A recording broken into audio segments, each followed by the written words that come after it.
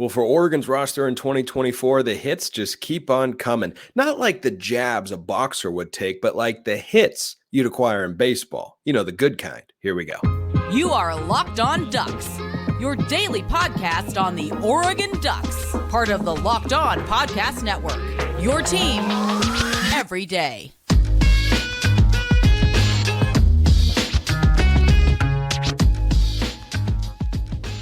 Yes, it is that time once again for Locked On Ducks. I'm your host, Spencer McLaughlin. Thank you so much for making this your first listen or your first view of the day, part of the Locked On Podcast Network, your team every day and your number one source to stay up to date with the Ducks. If you have not already, please like, comment, subscribe, rate, and review wherever you listen to or watch this show.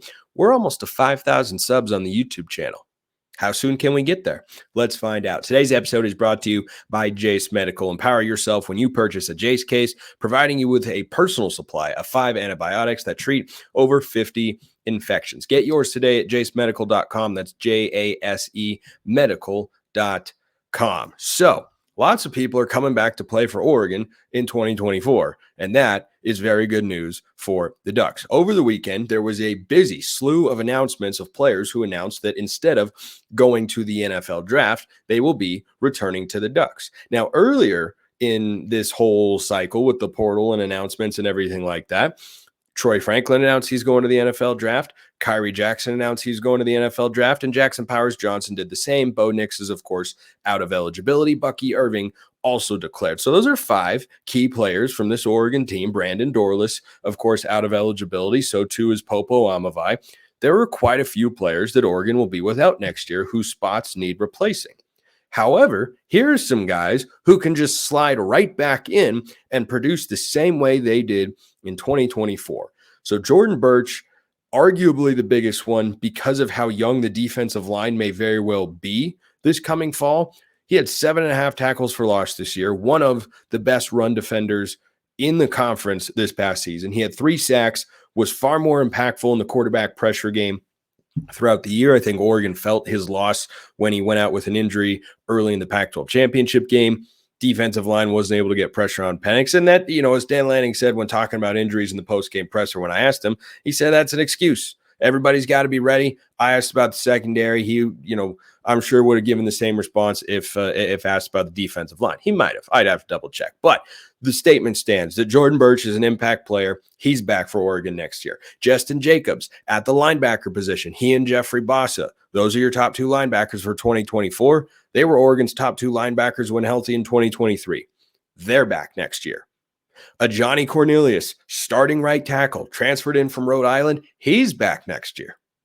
Terrance Ferguson, first team All Pac-12 tight end. He's back next year. Those are sizable names that Oregon is getting back. So when I said at the start of the show, the hits keep on coming, the hits just kept on coming. And it was a hit parade, as a child announcer famously said in the movie The Benchwarmers, a fantastic film, by the way. I will not be taking arguments at this time. If you want to leave a comment on how great that movie is, by all means, let me know, YouTube or Twitter. But those are really sizable not additions, but returning pieces for Oregon's roster next year. Because had any of those guys left, there would have been a void, some more than others. But Jordan Burch is easily the most experienced and provenly productive player along the defensive line for Oregon going into 2024. There is a huge number of talented bodies along the defensive line. I'm stoked to watch them next year to see who pops. Guys like Amari Washington. We'll see what Aiden Breland does, or Terrance Green, or, we'll see what the 3 true freshmen do in their sophomore campaigns, Tuioti, Purchase, and Mateo. I think all of those guys are in for big years next year. They're going to at least have the opportunity to do so. You still want to have some proven production there, and Jordan Burch brings that. And then Jestin Jacobs comes back. Now, we didn't see him for a long time this year, but it became pretty clear that he's an impact player. He plays sideline to sideline. He's physical. He can get after the quarterback a little bit. Dude is just a good football player. And I think that having him and Jeff Bassa next year, that is a fantastic tandem of linebackers. Bassa was second team All Pac-12. Jacobs is that caliber of guy when he plays at full strength. Now, that's something he's battled throughout the course of his career. This is the second time he's had an injury that's kept him out for a significant part of a season. However, when healthy, that's a great couple of linebackers there to have at the top of the depth chart. Johnny Cornelius at right tackle was outstanding this season. He and Connerly both. I think Connerly was a little bit better in the run blocking department, and Cornelius was a tad better, at least graded better in the pass blocking department for most of the season. And I think that both guys did a great job. I mean, the numbers speak for themselves. Oregon was a good team running the football. Bo Nix was barely sacked. You can't argue with the production, and you can't argue that Johnny Cornelius coming back. That's a significant piece.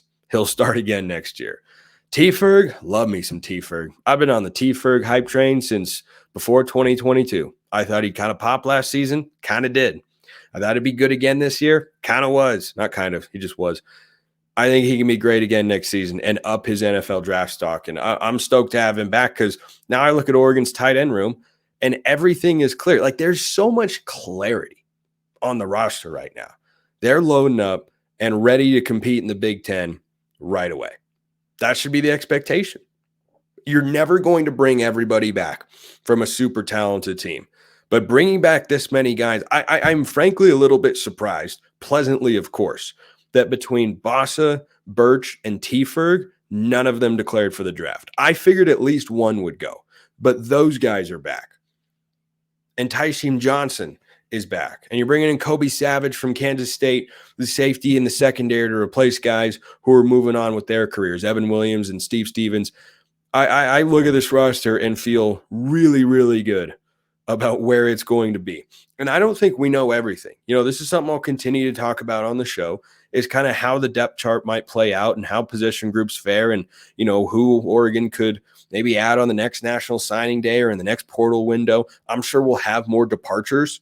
I mean, remember last year, Keith Brown didn't transfer out until the spring. He's up at Washington State now, by the way, which I think is a great place for him to be because I think Jake Dickert is a good defensive football coach. Speaking of which, on the subject of former Oregon players who transferred, Ty Thompson has made his way to Tulane. I am intrigued, to say the least, as to how that could work out. They've got a new head coach down there in New Orleans now, because if that's where Tulane is, I'd have to double check. But they're in the state of Louisiana. I know that. He's going into a situation in which they've got a new head coach, but they've been a very successful program. I mean, they won the American Conference last year. They were in the championship game this year, but then their head coach left, and we know how difficult that can be to win a football game when you know your head coach is going to leave. But those are big time, major announcements individually. I'm curious what you guys think. Drop your thoughts in the YouTube comments or hit me up on X, formerly known as Twitter, at Smalls_55 or at Locked On Ducks. One more thing I wanted to touch on here. Oregon, as I suspected many times on this show, has, according to Brett McMurphy, according to his sources, I tend to trust Brett. He's a pretty reliable and knowledgeable guy. Oregon has canceled their 2024 matchup with Hawaii, so there won't be a week 0 game on August the 24th. This is because the Civil War has been continued, at least for a couple of years, and there's no Texas Tech game, there's no Hawaii game, there's the Oregon State game instead. I personally am a fan of that. I am in favor of it. Everybody might not. I think that this all makes perfect sense. And playing that 13th game against Hawaii, I know that some Duck fans might be disappointed that they wanted to plan a trip to Hawaii around the Oregon game. Couple things. First of all, wasn't going to benefit Oregon in a major way to play a 13th game. And second of all, you can still plan a trip to Hawaii. You won't have an Oregon game to go watch, but you can still plan that trip to Hawaii if you would like. So, all good news on the roster return front. Again, let me know what you guys think. But I see a lot of good news here, and I just see, oh, that's plug and play. Oh, yep, that's he's returning. Yep, plug and play. Know exactly what I got there. And I like that. I like that because when you go from one year to the next, especially in today's world of college football, you're not going to have certainty at every single position, but Oregon's got certainty at right tackle, defensive end, linebacker, and tight end. And Tez Johnson, a wide receiver. That's a pretty good group of returners right there. The national championship is tonight. I have one thought. Won't take long to explain, but I feel like it's worth stating. FanDuel is worth checking out because it's FanDuel. The NFL regular season is wrapping up. There's still time to get in on the action, though, with FanDuel, America's #1 sportsbook. By the time you listen to or watch this show, the NFL regular season will have wrapped up. But guess what? The playoffs are right around the corner. Perfect time. Right now, new customers get $150 in bonus bets. $150 guaranteed when you just place a $5 bet. That's $150 in bonus bets, whether you win or lose. If you hope Michigan beats Washington in the national championship, which I'm going to get back to here in just a moment, and you really want to emphasize that win for Michigan, hopefully, put $5 on Michigan. And guess what? You get 150 in bonus bets, even if they don't cover 4.5. The app is super easy to use. There are a bunch of different ways to bet, like live save game parlays. You can find bets in the new Explore tab. You can make a parlay in the Parlay Hub, the best place to find popular parlays, and more. Visit FanDuel.com/lockedon and make your first bet a layup. FanDuel, official partner of the NFL.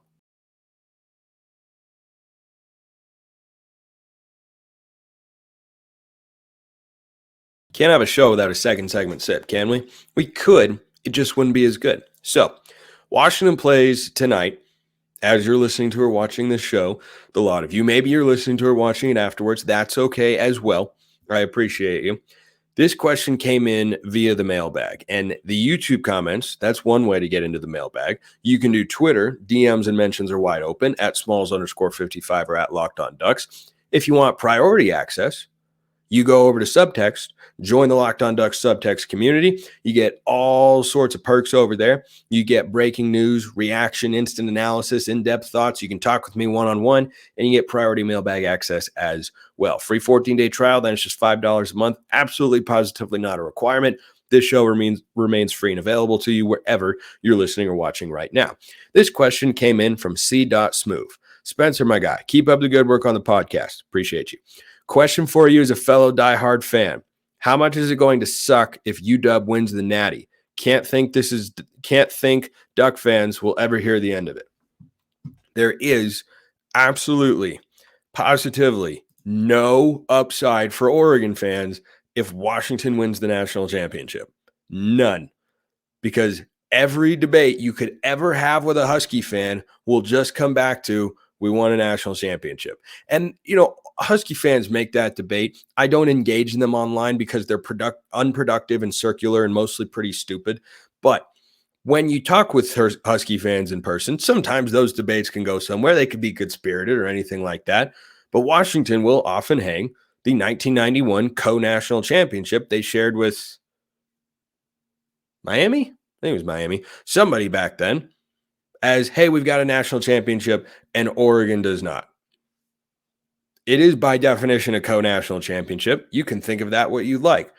If Washington wins this one, however, no ifs, ands, or buts about it. No context, no nothing. It's just something that Washington gets to hang over Oregon's head until Oregon wins their first national championship, which I do believe is going to happen. When? Pretty tough to predict. They clearly had a team good enough to win this year. If they win, I think Washington is going to win the game, by the way, because Michigan's offense is not very good. If they do that in the fashion with which I think they're going to, I've got Washington winning 35-27. Oregon looks even better, but then it does make it sting a little bit more like, wow, Oregon really was good enough to win a national championship. Washington was just a little bit better. Not a lot, just a little in those 2 3-point games. So there is no upside. It would absolutely suck. I'm pulling for Michigan. Go Big Blue. That's our Big Ten brethren right there. Michigan, though so too is Washington because this is all weird and stupid. But I think that for the Ducks, there is nothing to be gained because Oregon's already going to the Big Ten. They don't need to be legitimized in the eyes of the college football world. Oregon's brand is big enough to get national respect. We don't need other West Coast teams to win in order for us to, have wins over said team or program look better in the eyes of the college football world. There's no benefit. We just never hear the end of it from Husky fans until Oregon wins a national championship. That's what it'll be. And I bet that would even come up in the regular season matchups. Let's say Oregon, finally beats Kalen DeBoer next year at Autzen Stadium during rivalry week. If that happens, but Washington's won the national championship, That's all Oregon fans are going to hear. If you tweet at a Washington fan or if you see one in person, say, "Oh yeah, we won the game." Call us when you win a national championship. That's what it's going to be. That's what it's going to be. So yeah, no upside there. Pulling for Michigan, big time. Question here from Bud. Washington and Oregon are entering the Big Ten with half shares of the conference media rights revenue. Will that approximately $30 million annual deficit relative to Ohio State, Michigan, Penn State, and USC affect their competitiveness, particularly in football and basketball? Answer, no, not a shot. Not even close. When you talk about media rights revenue, it is something that matters to athletic departments. I'm not trying to tell you it doesn't. For Oregon, it matters less because Oregon has plenty of money behind it, thanks to Uncle Phil. And the alumni and the donor base, it's all very, very strong. The other thing, too, is money does not buy you everything. Texas A&M lost their bowl game to Oklahoma State, who wasn't a very good football team. They won games in the Big 12, which was not a very good conference. How did Oklahoma State beat Texas A&M? Texas A&M's budget, the total budget that they've got to operate with their football program, I don't have the exact numbers in front of me. I don't know that everyone even knows the exact numbers. I can assure you at Texas A&M, it dwarfs what Oklahoma State is working with, and yet they beat them. Money helps you be successful. It does not automatically hand you success. Texas has not played in a national championship since 2009. They consistently have the highest revenues in college sports in their athletic department. They've won national championships in other sports. They've done really, really well. But in football and men's basketball, they haven't gotten it done despite having the money there. Money helps a great deal. It's not everything. Not even close. It can get you closer, but it's like recruiting. Recruiting without good coaching is nothing, which also applies to Texas A&M. Unnecessary shots taken at the Aggies here, but I bring this up to say that Oregon, because there's a $30 million media rights deficit between the Ducks and Indiana, does not indicate that Indiana is about to surpass Oregon in recruiting, in talent, in quality of team. That's not going to happen. How many programs in the Big Ten can you confidently say operate at as high or a higher level than Oregon going into next year? I can give you 4.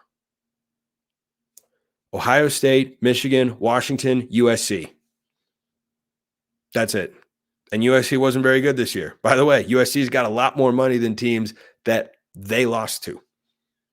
USC has a lot more money behind it than UCLA. UCLA's beaten them 2 of the last 3 years. Comes down to a lot of factors. Money can be important. Not going to tell you it's not. Not everything. Another one from Bud. Are you planning to attend any Oregon football games in the 2024 season? Would love to see you do a Locked On Ducks episode from the game, especially if it was at Autzen, since it's been many years for you attending a game at our beloved stadium. I love this question because it actually got me thinking and looking at the schedule and thinking about what I can make work. There are 2 games in which there is a possibility. There's the Idaho game on August 31st. There's the Washington game on November 30th. Those are possibilities. That's it right now. That's all I can say. The schedule I'm going to have, I don't know all of it right now from the broadcasting side of things with Southern Utah. But, yeah, I haven't been to Autzen Stadium. I've been to Oregon games, obviously. I've been to a bunch of Oregon games since I was last at Autzen, but I've been all over the place. You know, I went to one. I've been to a couple in Vegas. I've been to a few in the Bay Area. I went to one down at USC back in 2019. That was a fun game. It's tough. It's tricky, but I haven't been to Autzen since 2017, and I live vicariously through, YouTube videos that people post of doing Shout or, Coming Home by Matt Kearney and everything. But to say that I want to get back there is an understatement. I mean, number one, I love seeing all of you at the games. I saw a bunch of you at the Pac-12 championship game. It was awesome. Loved meeting you guys in person. And yeah, it's a very special place. It is our beloved stadium, and I'm determined to get back there. So hopefully that works out this fall. No promises, but the Idaho and the Washington games are the ones that I'm looking at right now. Oregon's going into the Big Ten. And this roster that Oregon's going to have, I think is going to be really, really good. Really, really good. How can they compete in the Big Ten? I think they can compete pretty darn well. Jace Medical does things pretty darn well. I know we come to sports to escape from the crazy realities of life, of which there are many. But can we talk a minute about being prepared for that real life? Because according to the FDA, pharmacies are running out of antibiotics like amoxicillin right in the middle of the worst flu season in over a decade. Not great, Bob. I can't imagine more helpless feeling than needing a certain medication, not being able to have access to it. But thankfully, you'll be okay because of Jace Medical. The Jace case is a pack of 5 different antibiotics to treat a long list of bacterial illnesses, including UTIs, respiratory infections, sinusitis, skin infections, among others. Stuff could happen to any of us, and you don't want to be caught unprepared. Visit jacemedical.com and complete your physician encounter. It will be reviewed by a board-certified physician, and your medications will be dispensed by a licensed pharmacy at a fraction of the regular cost. It's never been more important to be prepared than today. Go to jacemedical.com, use offer code LOCKEDON to get $20 off your order. Mailbag. This question from John. With the start of the 12-team playoff and the Power 4 era, it's really the Power 2 and then the other 2. But that's a conversation for another day. Is it time to reconsider conference championship games? Ooh, good question. If the conference championship week were eliminated, then the 12-team playoff schedule could kick off the first week of December, with the playoffs adding the potential for 3 additional games to a team's college football schedule over the bowl system. The risks of serious injuries are climbing. So here's the thing. In the 12-team playoff, which only has a television contract for the next 2 years, fun fact, in case you didn't know that, right now in the year 2026, if there were a 12-team playoff, if we had a time machine and let forward, there would be no media deal. But I'm sure that'll all get worked out. The conference champions get automatic exemptions into the playoff, and it will matter very much in terms of seeding and who can get a bye. So the way that the playoff committee is going to at some point officially shift is it'll be the 5 highest ranked conference champions and 7 at-large teams, the next highest ranked teams in the college football playoff rankings. So assuming they make that shift, because right now it's 6+6, but with the Pac-12 implosion, they're going to implement a rule about you have to have 8 teams in the conference so that Oregon State and Washington State can't automatically get access into the college football playoff for one of them in a 2-team league. That, of course, is not fair. Now, what's happening to them is not fair, but again, no one is advocating that, they should play in Las Vegas in 2024, and the winner, no matter what the records are, gets to be in the playoff. Like that's ridiculous. Although technically that wouldn't be the case, because the way the language is structured for the college football playoff, it's not the Power 4 champions and the highest ranked Group of 5 champion. That's what's going to end up happening. But the language is actually written so that it's the 5 highest ranked conference champions. Now, is the Big Ten champion ever not going to be one of the highest ranked conference champions? No, of course not, especially in this super conference era. But they should not be reconsidered, because they're going to be a differentiating factor. Like, number one, they're tied into the auto bids. And number 2, they're going to be a differentiating factor for teams to get higher seeds and potentially get a bye. So theoretically, the way this will often, though not always, but often work, because the top 4 seeds I don't think they have to be conference champions. I could be wrong on that, but they certainly could be. But the way it'll probably work every year is the Big Ten, SEC, Big 12, ACC champions will be the 4 most likely teams to get the 4 buys. I don't think it should work that way, because I think having automatic qualifiers for conference champions is ridiculous. It's so...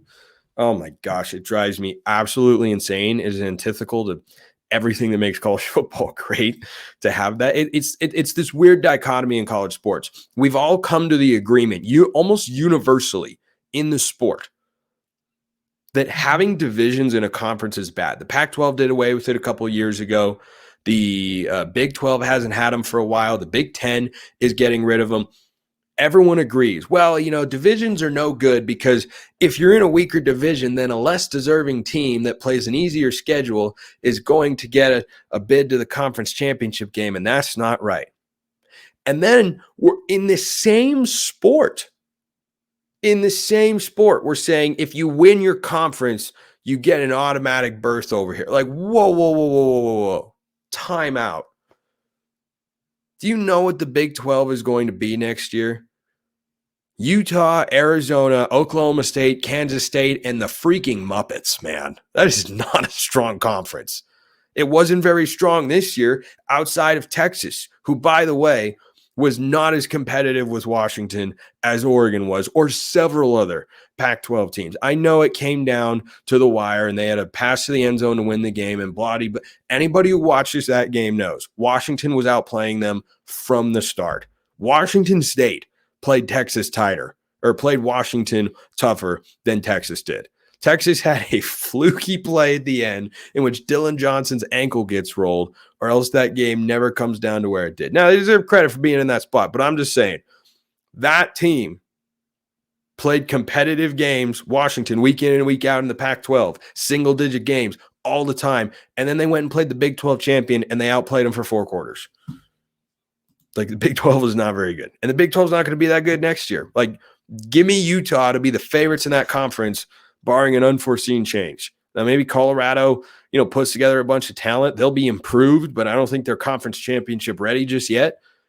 And then you look at, Kansas State could be pretty good with Avery Johnson at quarterback, and Utah left Cam Rising for his 7th year of football. That's not an exaggeration. It's actually going to be his 7th year. So they'll be really good. Arizona with Noah Fafita, Jed Fish, and Tetairoa McMillan, who's a stud. They'll be really good. But this whole notion of conference championships being an auto bid, oh my gosh, it drives me insane. It's like the NFL when you have, the division champion gets in at what? 9-8? Like, why should the Tampa Bay Buccaneers host the Philadelphia Eagles for a playoff game? I know the Eagles have sucked for the last month, but the Eagles won 2 more games in the regular season than the Bucs did. But the Bucs play in the crappiest division we've maybe ever seen, so they get to host a playoff game. Not just be in the playoffs, but host a game. It's ridiculous. Absolutely ridiculous. Okay, next question. This from Oregon XYZ. Spencer, how would you compare Oregon's chances for the playoffs from the Big 10 versus a quote-unquote B-level team in the Big 12, like a Baylor or TCU, if said teams have the same records and neither wins their conference? Oregon's got a big advantage there. Big advantage because, as I just laid out, the Big 10 is way better than the Big 12. Now, the bottom of the Big 10, pretty hit and miss down there. But if you're asking me which conference is stronger in 2024, that's not close. That is not even remotely close. Utah is going to be one of the 2 or 3 betting favorites in the Big 12. If you put them in the Big 10, they might not crack the top 5. They probably wouldn't, frankly. They'd probably be number 6. Michigan, Ohio State, Oregon, Washington, Penn State would all be ahead of them. Not because Utah isn't good, but because that's just the quality of conference that they're playing in. I think Whittingham and company could go to the Big 12 and introduce people to what the Pac-12 used to be about. I'm rooting for the Utes in the Big 10. I love the Utes. I absolutely love the Utes. I had a Utes fan one time at the gym come up and say hi to me because he watches the show. And I assumed that he was talking about Locked On Pac-12. He's like, yeah, man, I just, I like the Ducks. I respect you guys. And I said, yeah, man, we love the Utes. We love the Utes. Like, there have been some fantastic games, and it's not really like a heated rivalry, but it's a great matchup. And it's one built on good football and mutual respect. That's been my experience, Oregon and Utah. So yeah, I think that Oregon at 10-2 versus a 10-2 team in the Big 12, barring that team having an insanely good non-conference win, which is unlikely, depending on the team, but just generally speaking, it's unlikely. Yeah, Oregon's going to have an advantage there. I think 10-2 on Oregon's schedule next year, not playing in the conference championship, hard to see how that doesn't get them into the playoff, because that would be a win over at least one of Ohio State, Michigan, Washington, who are all going to be top 10 to 15 teams, at least, maybe more. And then you have a game at Wisconsin.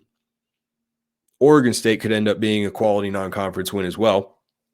And I know that that's a strange thing to say, but it's also true. Like if Oregon State were to go 10-2 next year, which is totally possible with their schedule, they play 5 Power 5 teams. Is that right? Yeah, four or 5 Power 5 teams. Washington State being one of them. If they go 10-2 in there, they could be inside the top 25 easily. All right, let's end with this one. This from End Censorship 874. Stick it to the man.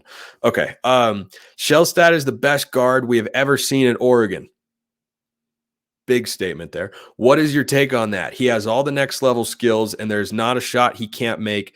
Being in the building is all he needs to be in range. Enjoy it, Duck fans, because he's leaving for the association. So Oregon's 12-3 right now, 4-0 in Pac-12 play to start.